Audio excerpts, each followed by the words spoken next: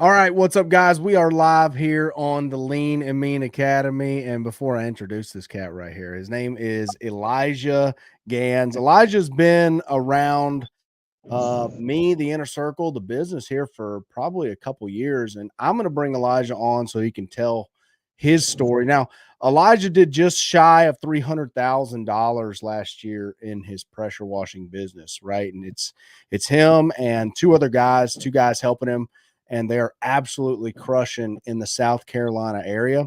And it's just been an honor for me to watch Elijah grow in his business and watch him learn and watch him plug in and watch his revenue grow, his lifestyle. I get to watch him and his family on Facebook taking trips and enjoying life, and that's what this is all about. So without further ado, let's introduce my boy Elijah Gans from EJ's Power Wash and Detail. What's up, dude? What's going on, Aaron? Thank you for having me on.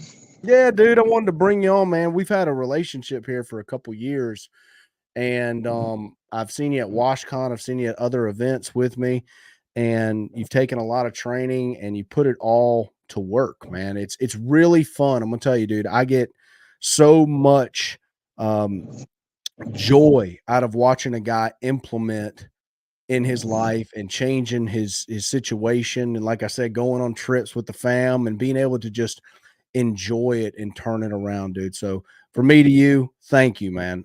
You've done me a service for watching you. It's fun to watch, man.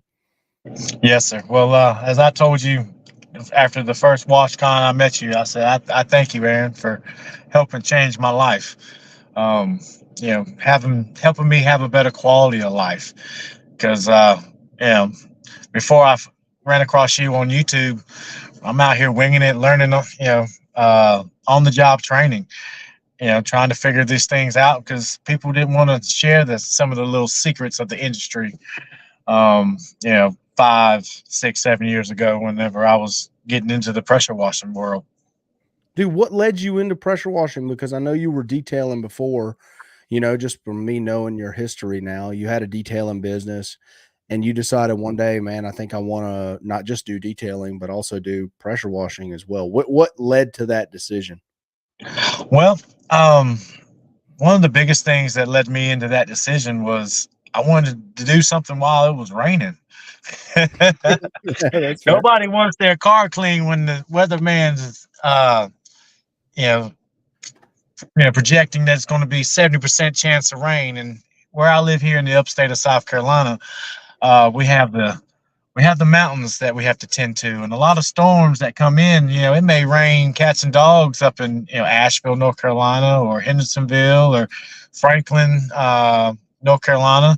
And as the storms come over the mountains, they lose a lot of their punch. So when it gets down here to the bottom of the upstate where I'm at, it might be cloudy, it might be windy, but it wouldn't rain. And so I was sitting at home, twiddling my thumbs, like, okay, my whole schedule for today is rescheduled because of the rain, and it never rained a drop.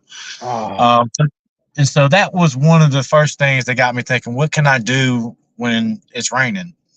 So I started this thing in 2015, and by 2017, I got tired of sitting around waiting, for the rain to come through. And I've had enough people here. I live in a rural area, and I'd be at some people's homes, cleaning and whatnot, and they're like, "Hey, you got a pressure washer? Can you come pressure wash my steps or this side of the house or whatever?"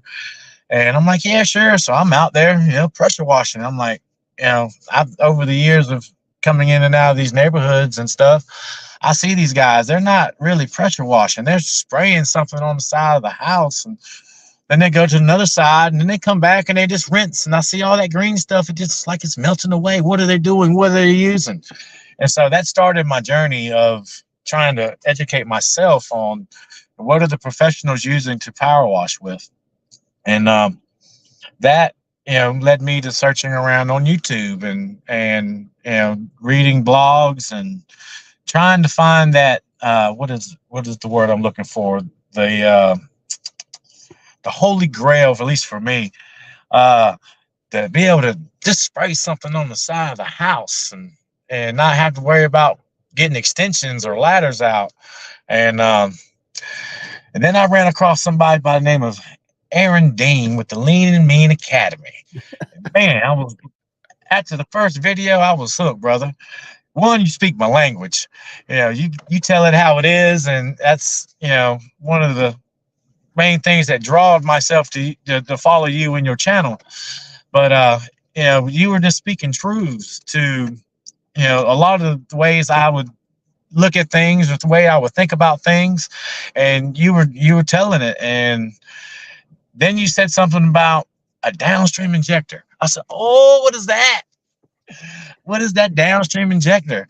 And and I had went to a bunch of the hardware stores here in my area. I went to Lowe's and Home Depot, and I was like, "Hey, I need this little piece that goes on a pressure washer after the pump, before the hose, and it sucks some solution out of a bucket or something." I said, "What is that?" And everybody looked at me like I was crazy.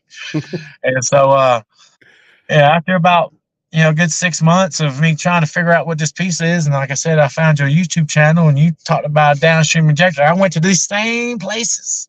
I said, "Hey, I need a downstream injector." They still looked at me like I was crazy. And I was like, "Hey, it's this little piece, it sucks the solution out of a bucket." And they looked at me like I was like they didn't know what I was talking about. And finally, one day I reached out to a buddy of mine who does hood cleaning. And I said, "Hey, you wouldn't happen to know what a downstream injector is?" And he says, "Absolutely." I said, "Well, where can I get one?" He said, "Man, here's my number to my supply guy over at I think it was ICE at the time." Um, and he said, "Call him. He's going to ask you some questions, and he'll get you hooked up." And Lord, did he! He got me hooked up for my little Simpson pressure washer from Lowe's. I think it was 3.2 gallons a minute, and he got me hooked up, and I was no longer running around with a backpack pump sprayer or whatever to spray my solution down. Actually, I think I had actually went and got a electric sprayer from Tractor Supply. So I'd batch mix my stuff in my little electric pump sprayer that I had on a little green wagon, or I'd put it on my four-wheeler, and depending on where I was going, I'd hook it up to that, and somebody'd go in front of me and spray the solution on the house, and I'd come back with my little small I call it my tink pressure washer, and come try to rinse it all down.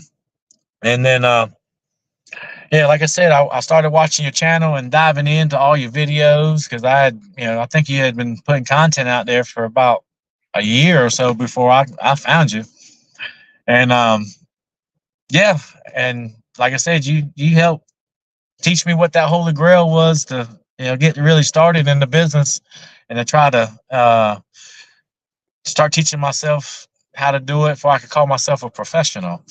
Because people were like, "Oh, are you a professional?" At the time, no, but I'll do my best. I'll act professional, put on a nice college shirt, and have my notebook here, and I'll try my best to look professional. But did I feel professional at the time? No, I felt like a man out here winging it. Hey, But dude, I want to tell you, I want to commend you for that, because that story, right? All of those little blips in the story, a lot of us who have gone through the entrepreneurial journey, there's something in us that keeps us stumbling forward, right? There's something that you go to the first store, right? And they tell you, "I don't know what you're talking about." That was an opportunity to turn around and go back to the house and say, "Well, I can't get that thing, or that thing doesn't exist, or, we don't have it around here." That's an opportunity to quit, right? You go to yeah, the next store, they talk, they're still looking at you like you're crazy, right? That's another opportunity to turn around and quit. And so give yourself some credit. I want to talk to the guys in the comments right now, because if you have an amount of grit like Elijah possesses, that it doesn't matter. Like, all these people be like, "I don't know, we can't find it. We don't even know what you're saying." Downstream injector, right? It's kind of a weird word. In fact, a lot of yeah, people don't know what it is. But the fact that you just kept going, and you kept going, and you kept going, and you're like willing to just keep going until, that's a rare trait, man. A lot of people just, even on the downstream injector thing, but that, as I've learned and grown to know you, that permeates Elijah completely. Like Elijah will just go figure out the knowledge. Like he will pay for it. He will go to the event. He'll come back to the event the second time, pay again, come back and learn again. Like, guys, if you can take notes from this dude, you could take a lot of notes from Elijah. But because he's making $300K a year revenue, right? He's crushing it. He's crushing it in South Carolina. He told you he's in a rural area, so there's no excuse for a bunch of you guys in the comments. All right. He's in a rural area. All right. But if you could take some notes from him and just glean some of the grit that he possesses to keep going, dude, tell me, where do you get grit from? Because that's what that is. Where did you get that just hard-headedness? You're a real peaceful dude. Like, you're real chill. Like, you're chill as hell.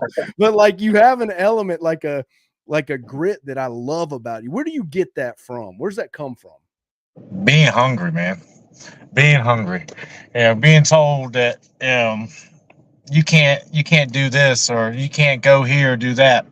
One of the things that growing up, I was in a single mother home, and so she struggled to get me the Nikes and the Jordans and all the nice fancy stuff that us coming up we wanted to have. And I went to this school where some of these kids' parents, they owned vacation resorts. They're driving around in school at 15, 16 years old in a $75,000, $90,000 car, and here I am with a little $5,000 beater coming into the school parking lot. And so I wanted to have what they had, and I wanted to do and the things that they were doing.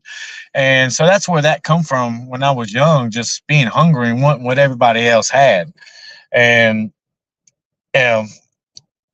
with my little background that I got, I have to best way to say is get it out of the mud. If you gotta just go out there and get it however you can. And being in rural South Carolina, there's not a whole lot of options here for work. When I relocated back up here, because I grew up here as a kid, and then my mother moved down to Myrtle Beach, South Carolina, and so I went down there and got introduced to a whole nother world of people and classes of people. And so when I made the choice to move my family back up here, I was one of the first people in this area to go around and do mobile detailing. And to me, that was very common. In the big, metro areas and the big cities, you see mobile detailing everywhere. Everybody, running around washing a car or something.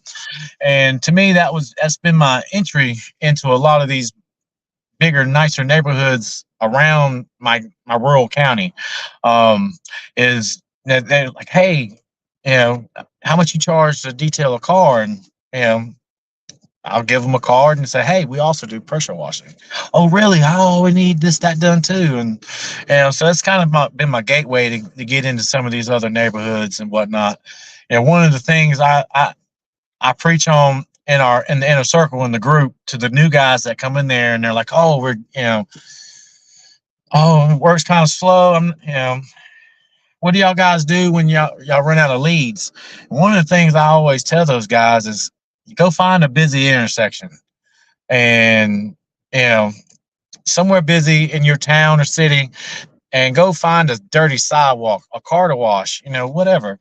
A dirty sign out there in front of somebody's business, and be like, hey, knock on their door, walk into the office or the shop, be like, hey, Elijah with EJ's Power Wash and Detail. I see you have a sign out front that could use a little bit of attention, do a little cleaning. May I go out there and clean it for you for free? All I ask is, can I use some before and afters to market my business? And they're like, absolutely. And I've never been told no, not one time. I don't have to do this anymore, but in the beginning, I would have to go and ask folks, hey, can I wash whatever for free? And every time we go somewhere like a shopping center or whatever, and we're out there washing cars or whatever, I make sure I try to have cards in my pocket, because People are going to stop. They're going to ask questions. People are nosy. They're going to stop. How much you charge? What would you charge to clean this or that? And so I'm always prepared for that. And that's kind of, like I said, that's kind of getting my foot in the door with that potential customer is being out, being seen. I've also come to notice in my years in business, people want to hire people they see out there working. Mm. That's one thing to go out and knock doors and in some of these subdivisions and hand out flyers and whatever, but you're not actually working. You're promoting. I mean, you are working, but you're not actually on the job doing what it is the services that you provide. You're not actually out there doing it. You're just trying to find that type of work. Um, some of the things that kind of blows my mind is when I go to some of these neighborhoods and we're cleaning and we give out flyers and stuff. We do uh, the 5 around or 4 around. I can't remember what y'all call it, but if you're working on this house right here, you go to the one on the left, the one on the right, and two across the street. Drop off flyers, just because if nothing else, you can be making a bunch of noise in their neighborhood. So you don't want to disrupt somebody who might be having to work online or whatever. So you want to let them know, hey, I'm going to be across the street. We're going to be running some noisy machines. I hope this won't be a problem. If it is, let me know. We'll try to work with you. It's getting your foot in the door with these people, showing a good rapport with them that, hey, this business owner, he cares about, the people around him, how his business may or may not affect, you know, Susie over here in a Zoom meeting with, 20 other people. Um, so that's one of the things that we do. But what I was getting back to about what blows my mind, I will leave that same neighborhood and I will see yard signs right there at the front of the neighborhood, and I think to myself, why these people call me? There's two companies right here advertising. As they said, their stop sign leaving their neighborhood. There's two power washing companies, trying to get some business. And so to me that blows my mind that I would get a call over these people that are advertising literally in front of their neighborhood. Bro, I'm gonna tell you one thing I've learned about you and that I love, and different guys have different superpowers, right? I call them superpowers, things that they just have an affinity for and they're naturally good at. And one thing over time that I've learned, you said something in an inner circle call a while back, is you said talk to the person across from you at the gas station who's pumping gas. And Yes, I've that's learned another one. about you is that you never waste an opportunity to make a touch point, to make a contact. Like, That's you're right. the guy who doesn't just drop the flyer off on the 5 around. You knock on the door and you talk to them Yes, and tell them we're running. yes, See, you make a personal connection with that person, and you're not selling per se, right? You're no, willing to no, get the business, but you're just yeah, letting them know, making them aware you're going to be working next door, but you're putting a face to a name. You're giving them that's right. a card, your information. Guys, take notes that Elijah never wastes an opportunity to make a relationship or begin one with someone. The cool thing I love about detailing, Elijah, is that, and that's kind of a superpower too that you've had, that I don't tell guys to go, hey, go start a detailing company before you do product, whatever, right? I wouldn't recommend Yeah, that. But since you had that, you maximized it, because the truth is, like you said, broke people don't get their truck detailed, right? no, So it's like it's only people who have money to spend, right? So you're in the neighborhood of the guy who has the nice car, you're detailing it, and now you have the opportunity to sell them pressure washing and some of these other things. But you just maximized it across the board, man. And everyone gets in how they fit in here.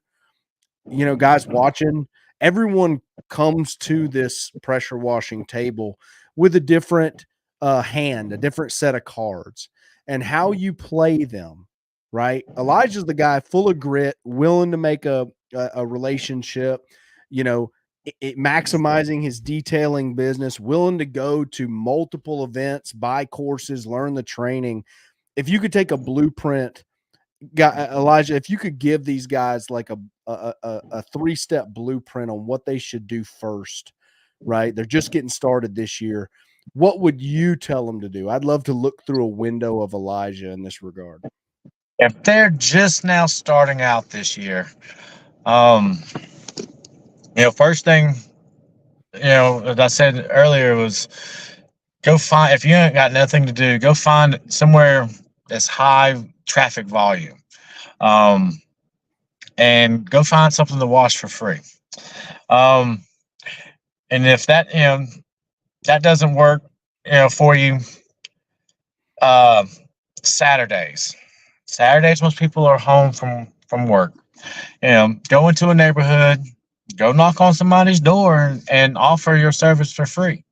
Hi, I'm Elijah with EJ's Power Wash and Detail. I'm trying to build a little bit of um, marketing, some photos and stuff for marketing and advertising.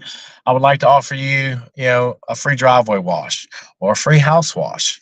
All I ask is let me, take some befores and afters, and that will work. And another thing is utilize the network you already got. You know, if you know, not everybody's got their parents still alive, but if they do, go talk to them, be like, hey, you know, let me come wash your house or go wash your car. Or, hey, do you know anybody from church that could use cleaning? Offer your services for free, because as I said earlier, people want to hire people they see out working, that they can see, hey, this person shows up, this person does a good job. you know let me give them a call and see if they're available to come do some work for me. um that's what I would recommend. Go out, just go out, don't sit at home. Do not sit at home and send out some emails and make some Facebook posts and be like, oh, that stuff that the core four talking about, that's not working. You're sitting at home, dude. Get off your ass and That's go right. out there and try to make something. Go find there's dirty stuff everywhere. I just come back from Miami last week, and man, there's a ton of stuff. I was talking about trying to watch one of those high rise hotels down there, and just trying to figure out how I would go about trying to. This is a 18-story condominium, and the top of it where their sign was dirty, and I was like, how would I how would I price it, how would I clean it? And I was on vacation thinking about these things. And unfortunately, I think about work almost 24/7. um it's hard to turn off that get gear, that grind, to oh, let me put work aside, let me enjoy family time on vacation, because at the end of the day, it was that work and that grind that got us on this vacation. And even That's though right. I'm not physically working today, I'm going to need to go back to work next week. And you know if I've really felt ballsy enough, I might have went and asked for the manager of that hotel, or the condominium, like, hey, I'm interested in watching your building. And I'll use that network of people in the inner circle and reach out to them and like, hey, I just got a job down here, and let's go knock this thing out together, because me and my two guys, we can't watch the whole condominium down there, but there's a buttload of people that are from Florida that are in the group. I wouldn't mind linking up with them and go knocking it all out. So I mean, that would have been a shit, I don't know, $50,000 job. I don't really know for sure, depending on what they would want clean. But yeah, they need to get out there and get on the grind. Get in the streets and walk into these businesses. And one of the things I remember about your story, um, you would just go into these different strip malls and go ask to go clean their windows. I remember you telling us that. Bro, you And give you me a would, flashback, man. oh yeah, you're going in there trying to wash them windows. And you talk about, my story. Hell, your story's pretty good too. And you had to get out there and make yourself be seen by the public. The public's got to see you out, because they're not going to hire, somebody that's constantly just sitting at home. Um, and one of the things that somebody's already beat me to in my area, um, but it doesn't mean I can't do it, is I want to do an ad, where I'm the one talking, and uh, and presenting myself to the public in my commercial or my ad. I can't afford a commercial, but sorry, my phone started making noise. But yeah, I can't afford a commercial because I clean for a guy who has commercials on every commercial or every commercial break, and it's like $3,000 every time his commercial runs. I can't afford that. But but for Facebook ads and stuff like that, one of the things that catches people's attention is the satisfying videos of people surface cleaning, or the time lapse where you speed things up and you got this big green side of a house and you spray your solution and you just kind of watch it melt away in about 20 seconds. And people enjoy watching that. And so I wanted to make a somewhat of a ad where I'm talking, you can see my face, you know who I am, so you know who you're hiring. I like to know who's coming to show up at my house, if they're coming to work on my pool, or my AC unit, or whatever the case may be. I want to know the face that who's coming, because I don't want to just let anybody in my house. Not this Sure. day and age. 20 years ago, sure, but nowadays you don't know who is who. So I would like to have a face to a company, and I like to think that I try to present myself well, and speak well to my customers. And biggest thing for me is I try to treat my customers how I want to be treated. If I'm reaching out to a company for a service, how do I want them to treat me? That's how I try to treat my customers. And that has carried me 9 years in business, is treating my customers how they want to be treated, or how I want to be treated. And on those days that you don't have nothing to do and your schedule's not full for next week, get out there and find something dirty, offer your services. Always smile, and make sure you have all your cards and flyers, and be ready to talk, because you got to sell yourself before you So, can sell dude, your business. you're a big proponent of education, as I've been with. I mean, I've hung out with you many times in person, and obviously you're in the inner circle. I want to know, why does why does Elijah join the inner circle, right? A paid networking group of professionals. Why do you do that? When you started off with the inner circle, you've obviously come to WashCon, which is a paid event as well. Why would a guy pay for education at all? Well, you reason I joined, you dropped a lot of knowledge in your videos on your YouTube channel in the beginning. And then I ran across your boy Mike, and he was dropping some knowledge in those videos. And somewhere, in was it 2017, 2018, when I started following y'all's videos, I'd watch them over there, but y'all weren't giving out everything. There was a lot you weren't telling us, and you have every right not to tell us, because everybody doesn't need to know this stuff. At least, some of the little ins and outs on how to clean certain things. And when I saw y'all were putting the inner circle together, I didn't give a damn what it cost. I mean, I did care, but I needed to know, okay, I need to go make sure I have this amount of money so I can join this group, because I've learned tons from y'all for free.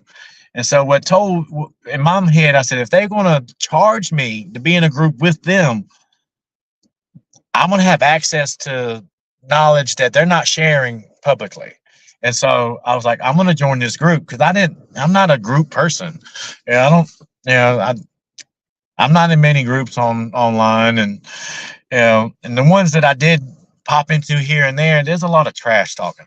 I ain't got time for no damn trash talk, because the old Elijah, the one coming up in Myrtle Beach in the early years of his adulthood, he didn't get along very well with people who talk trash.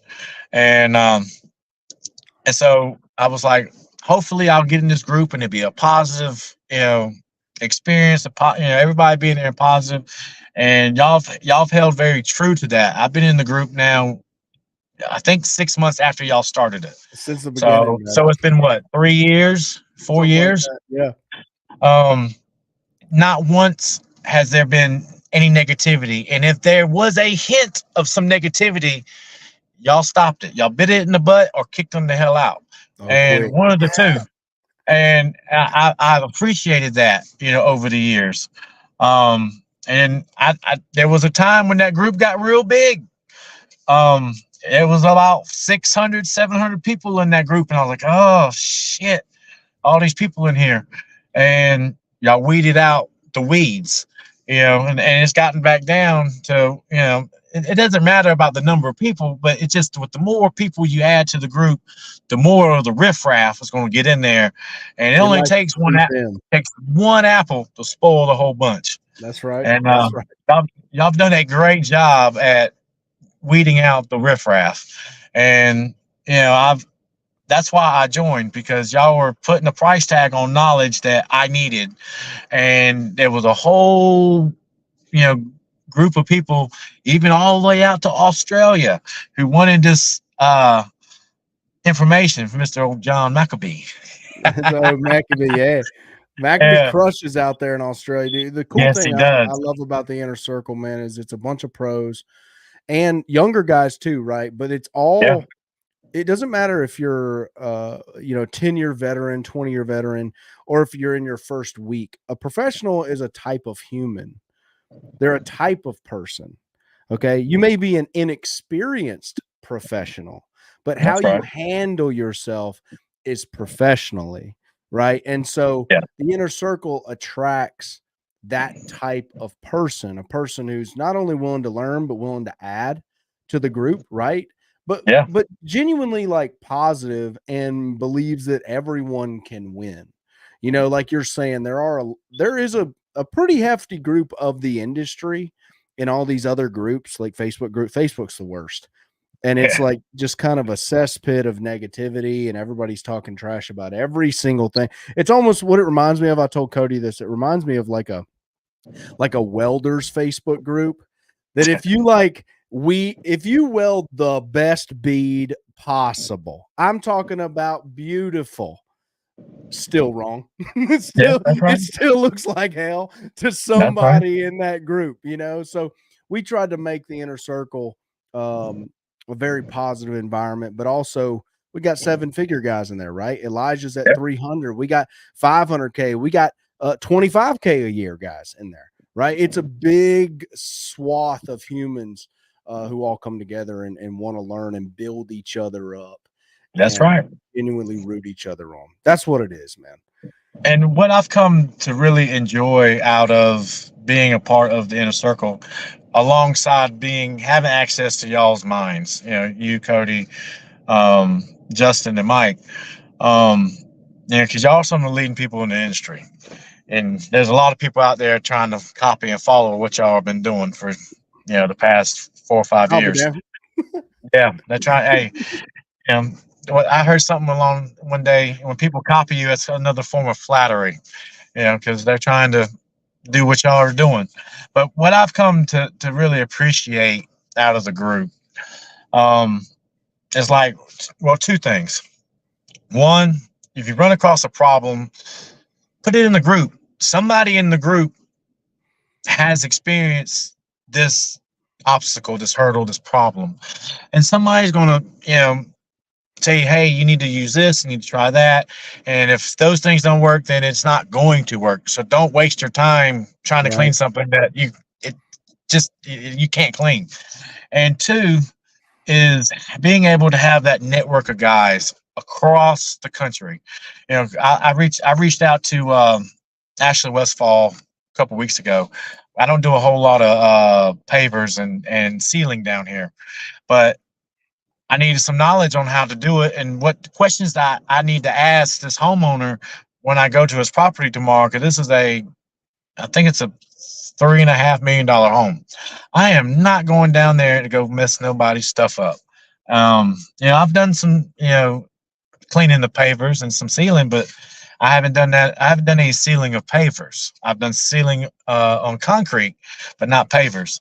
And so she gave me a list of things I need to ask. And when I go there tomorrow, I'm going to ask these questions. I got the list. And, so just having that broad network of people. And like when I was talking about being down in Miami last week, and if I really wanted to go try to wash this building, um, there's a network of people that live down there that I can team up with. I can sell the lead, do whatever I want to with, if I would, want to try to do this job. And get it. Like last year, um, I got an email in for the whole school district. I can't remember what district it was, but it was down there by Charleston, South Carolina. That's about 2.5 hours from me. They Wow. wanted all their schools concrete pressure washed, and I was like, well, damn. And I looked at it and I was like, well, let me get on here and see who in the group is from this area. And I can't remember his name. We're friends on Facebook and we're also in the group together. But I reached out to him. I said, hey, buddy, are you interested in trying to team up with me to go try to knock this out? And he said, yeah, I'm willing to. Let's dive in. The timeline, the deadline to get it all done. If they would have reached out to us or they put the solicitation for bids out in say April or May, I could have probably got something done. They put it out in the end of June, beginning of July, and wanted stuff done by like the second week of August. Oh, And and you got like I think it was 5 schools that needed all their concrete done, all yeah, their all the flat work, all of it needed to be done. And I was like, I got 5 machines. I can go pick up 2 more people to go run surface cleaners, and we can knock it out. But I couldn't knock it all out, and I didn't. Uh, I tried to team up with, I can't remember his name. I think he's Mike something. I don't know, but he likes to ride dirt bikes, and he's an ex-veteran. But I reached out to him and I called him and I said, hey, buddy, would you be able to, if I was able to get this job, would you be able to help me? And he said he would, but the problem is he was too booked up. I was too booked up. And it just, I mean, it was like, it's going to be like a 200 and something $1,000 job. for sure. And Well, I'll be leave willing to it to the split it. school to Yeah. send you a solicitation like 4 weeks before school starts for Yeah. 5 schools, right? It's Yeah. like, Yeah. It was like they needed it all done within 6 weeks. And I mean, we probably could have knocked out a school a week, but there was 7 of them. We would have been float. Oh, and one other thing was we couldn't drive over anything. And this is where I can't. I was glad the way I got my business set up is I have a bunch of roll around machines. I got 3 of them. I right. got 3 that are rolling around, and I got my little tink tink still. It's a roll around, and then I got my big hot box that's bolted to the trailer. Um, and so one of the things they said we could not drive over their sidewalks and drive through the yards to get to the backside of the properties. We would have to either run enough hose or wheel our machine around. And I thought to myself, oh, all those guys that got those fancy trailers and everything's bolted down, they wouldn't be able to do this job. I could, because I got, these roll arounds that, I can run off my tank off the trailer, or I can, take it off and we can roll that son of a gun a mile away and get a job done. And that's benefited me on a lot of jobs, being able to take that one machine and move it away from the trailer. Because this is some places you can't get to unless you got 400, 500 foot of hose. And if anybody's been in the game long enough, you're not working with a whole lot of pressure after about 200 foot. 300 Right. foot, you start to drop. But Dude, that is, it's such a good story to watch you kind of ascend, man. I've a lot of comments in the chat here. Hoff Power, Scott Pratt, some of these guys, Orlando, Florida. Let's see, Gregory Hall. We've already talked about some of the hardships of getting started, so I hope that help you out, man. Got Dewey here, Dew Dog, oh, Dew Hammer. Everybody loves Dewey. Kevin Suggett asks, "What's everyone's thoughts on pressure washing in Canada?" I think he's in Ontario, and I'll give you an answer on that. My lady's from Ontario, Canada, and it's probably still frozen up there right now. So I think I lost. Elijah, but Elijah, I love you, buddy. Thank you for coming on. I don't know where he went, but his phone was messing up earlier. But let me answer this question for you. It's probably still frozen in Ontario. Pressure washing in Ontario, Canada. So a ton of farmland up there. Okay. Like an immense amount of farmland. Me being from Alabama, I was even impressed with the amount of farmland that I saw in Ontario, Canada. The big thing is you got a lot of time where water's frozen, and but you do have a lot of concrete. The main industry up there that I would kind of target is the farmers, the industrial side, the cleaning of equipment and harvesters and bins and silos and all kinds of stuff like that. That could be really huge, along with the regular pressure washing. You know, if you're in Clacton, Ontario, dude, there's about a house every half mile. Okay, so there's not a ton of business right there, but in some like Windsor and London and some of these places, y'all have a little more um, concrete that you can clean stuff, money, money flowing, people willing to part ways with it. So, but I would really figure out that industrial side of pressure washing when it pertains to, harvesters and cleaning out bins and getting into that industrial portion of Canada. There's guys in the inner circle who work out in Nebraska, dude, and they clean tons of farm equipment out there. So I hope that helps you out, dude. You can make some money. There's a guy out there up in Ontario detailing, D with a D, tailing, and he does car detailing, I believe, but his main business is pressure washing. So he's actually in Clacton. So hope that helps, guys. George Yost in the chat, Hoff Power. Guys, appreciate you tuning in. Elijah is a special individual, and it's been fun. There he is. He's back. I was trying to see if I could see some of the things in the chat. I don't know if I'm able to see it on my side. Well, dude, I just want to tell you, thanks for coming on, man, and sharing your story. And I undershot you. I didn't want to overshoot or undershoot, but 250K, you actually hit right at 300K Yeah. last year in your business, and that is a huge feat. I was like $1,100 short of 300K. That's crushing, dude, especially where most guys would use the excuse of I'm in a rural area, right? And I remember you getting started, dude. That was like that is a hurdle. Like it's not real. It's real. That's one of the biggest questions. One of the biggest questions I asked you in the beginning was, how do I set up my SEO for the county next to me?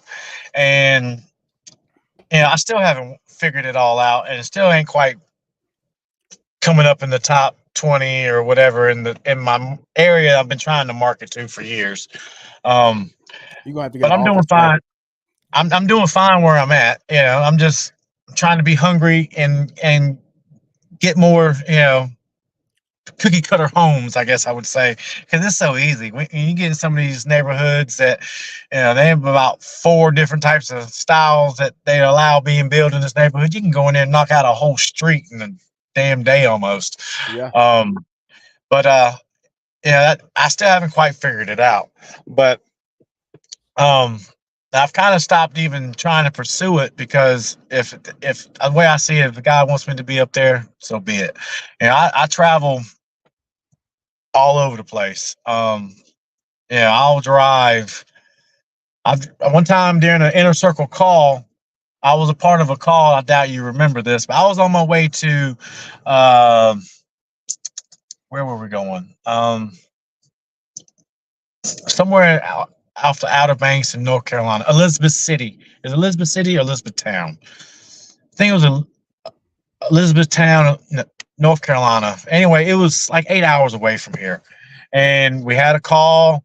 I get on the call. I'm driving up 95, doing the call. And what's his name? From Virginia. He came to WashCon, and he did he used the marketing strategy to go along with his cabinetry business, right along with his pressure washing business.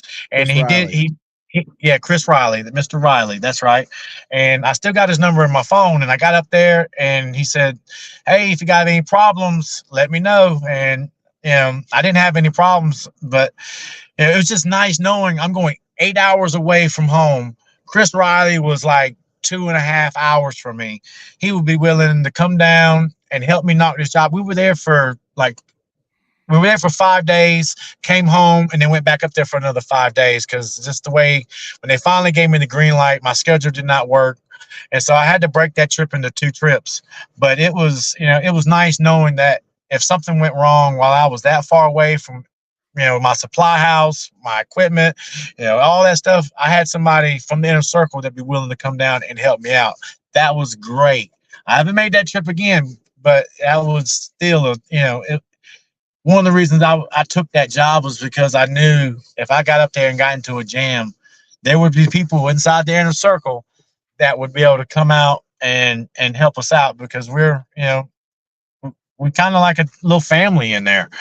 And one other thing that I want to touch base on that helped change, because you gave me the downstream injector, piece and how to maintain some of the equipment and whatnot, some of the secrets in the beginning. But I went the next year after joining the inner circle, I went from I made an extra 100,000 from joining the inner circle, from the knowledge and stuff that y'all dropped in there. That's when I finally was able to call myself a professional. I felt like a professional. I dressed the part and tried to look professional, but I didn't feel like I was making professional type of money. I And get it. Yeah. in the beginning, it was all about the price got to go up. I Yeah, can't remember baby. who got that, but I owe my man from Florida. Killian. I said, We were talking yep, about Killian.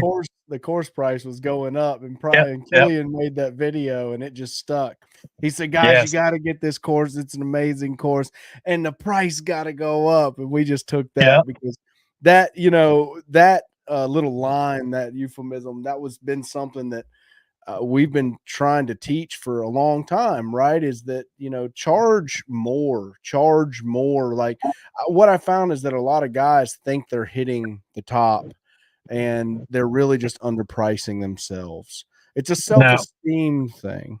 it is, And and something that it's a Southern it thing, definitely is. the Yep. Southern broke mindset, and I still struggle in there because Yep. I don't It's in in you. my It's in little. all of us, dude.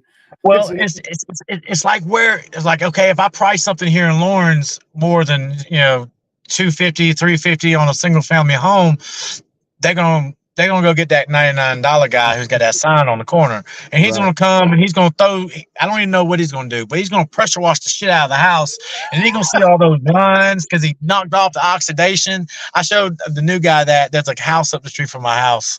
I said, see all those lines in there? I said they disturbed the oxidation on that. I said I can fix it, not a problem. But they're gonna drop. They're not gonna hire me to do it.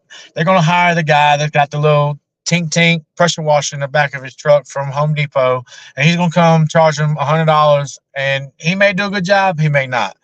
But that same house, same size house in the county over from me, which is Greenville, which is the second or third largest city in our state, that house is gonna be 450.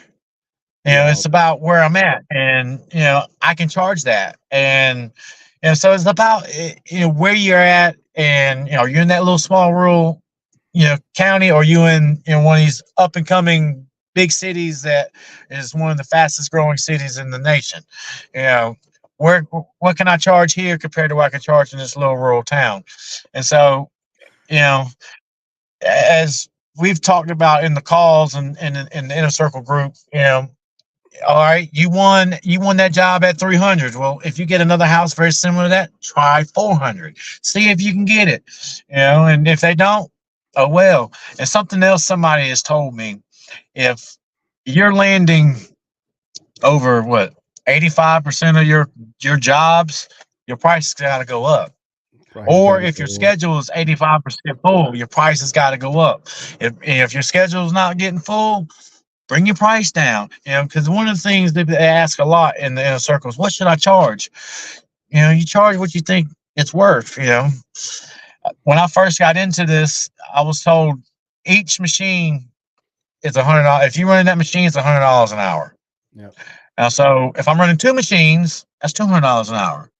and I've played with it over the years. So I've learned from my mistakes, and I've been able to grow.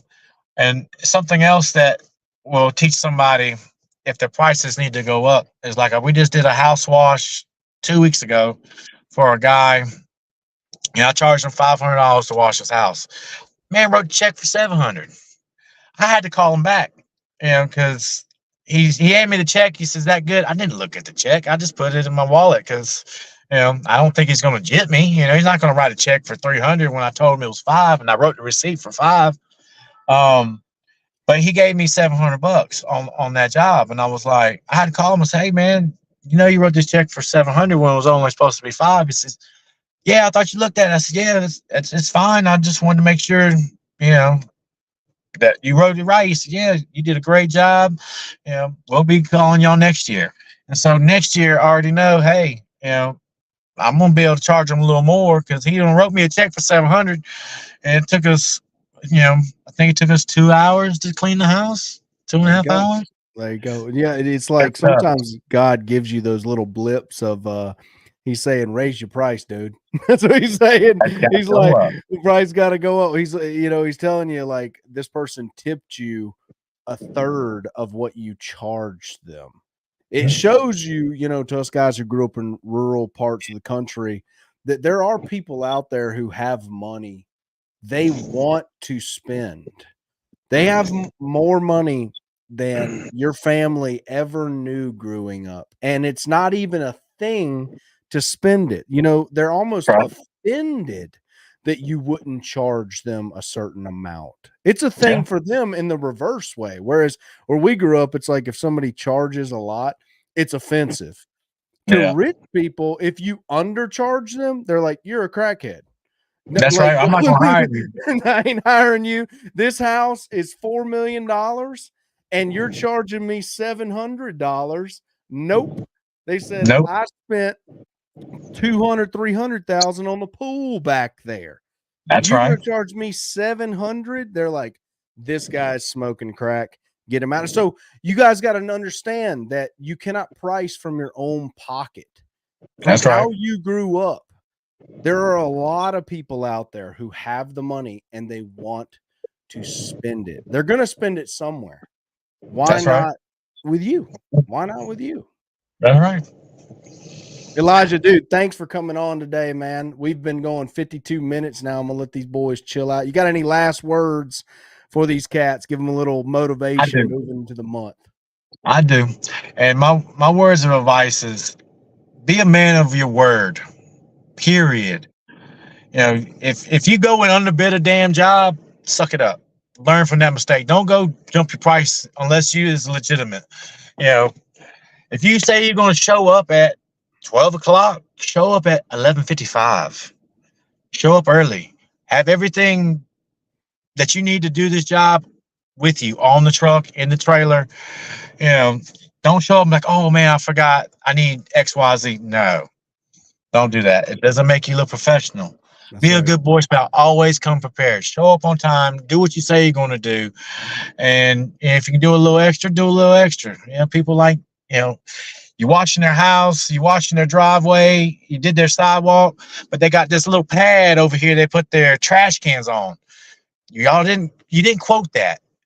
But that's the only thing left dirty on the damn property. Move the motherfucking trash cans. Hit that little 5x5 little piece of concrete that the trash cans sit on. Knock that out.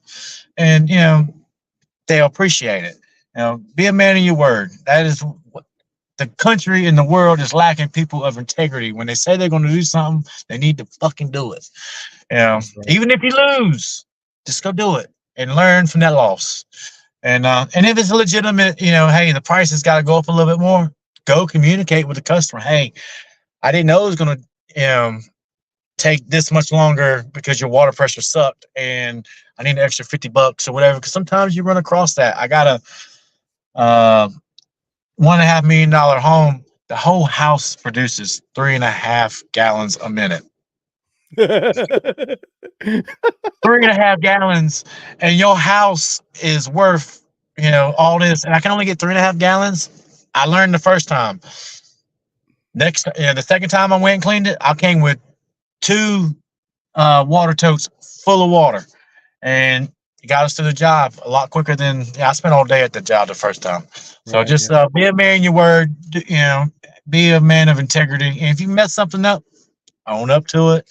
And if you ain't got no work, go find a busy spot and go do some free cleaning. Amen. Well said. Guys, thanks for tuning in today on this live. Elijah Gans, superstar in the inner circle. Go ahead and join the inner circle, guys. If you're not already, bunch of killers in there, man. It's a great group. I love you. I'll see you in the next Hey, one. brother. Stay Yes, sir. lean, bro. Stay mean. Price got to Yes, go sir. up. That's right.